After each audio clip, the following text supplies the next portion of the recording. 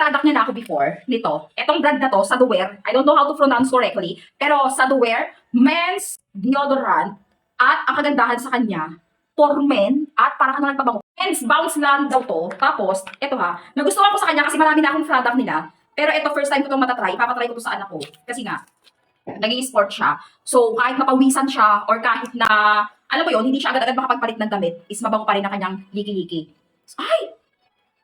Kunyari, ito yung liki-liki ko. Uy! Parang combination na siya ng deodorant and perfume. Meron na siyang scent. Ang bango niya. At ang kanyang scent ay pang lalaki ha. Okay, so ayan siya. Ano na siya, typical lang siya na roll-on sa mga liki-liki natin. Pero ang kagandahan sa kanya, with perfume na rin. So, yung brand na to is highly recommended ko. Pero eto, tingnan natin kung long last to. Kasi yung mga ibang product nila is highly recommended ko talaga. Gumagamit talaga ako ng ibang product nila. So, naka-discount sale sila. I-try mo lang din. Dalawang scent to, blue, tsaka itong pula.